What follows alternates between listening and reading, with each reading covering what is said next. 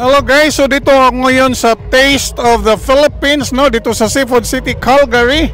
So, tingnan natin kung anong ang mga ganap dito ngayon today para ating saksihan, ating tingnan at maki-experience tayo sa kanilang Taste of the Philippines with Kuya Wilson. Dito sa Alberta, ang Calgary ay isa sa pinakamalaki o pinakamaraming Filipino, no? Second yung Edmonton, Red Deer, Lethbridge. So, kahit yung Edmonton ang capital city ng Alberta, mas malaki pa rin ang Calgary sa when it comes to land area and population. So, among the 89,000 recorded Filipinos in Alberta, over 40,000 Filipinos tumira dito ng Calgary. So kaya maraming Filipino groups and organization active dito. Kaya during summer, halos every weekend, mayroon silang mga Filipino activities or events katulad nitong Taste of the Philippines at marami pang iba. We have enjoyed. Busog din, bumili ka lang.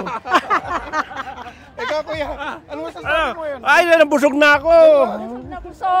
Busog na busog. Mura lang ba o mahal? Medyo mura. Okay lang. Busog ka na ba o hindi pa? Hindi pa, baka naman pwede mo akong bigyan ng pagkain. Tinan mo, nangangayayat na ako. Pingin naman ng pagkain. Grabe ka naman. Okay, invite mo yung mga ano. Okay, alin na po kayo dito. Sa akin pong Radyo Pilipino, si JSW 90.9 FM in Calgary, every Sunday from 10 to 11 a.m.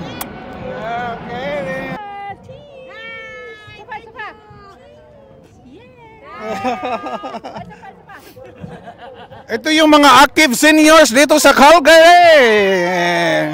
Walang kupas. We're going to Trochu now because we are giving ayuda sa ating mga kababayan sa Trochu. Sa Trochu, Alberta, 1.5 hour from Calgary. Bakit nandito ka na naman? Hello, Kuya Wilson! Ay nako, Taste of the Philippines. Let's support Kuya Wilson and Sinulog Calgary.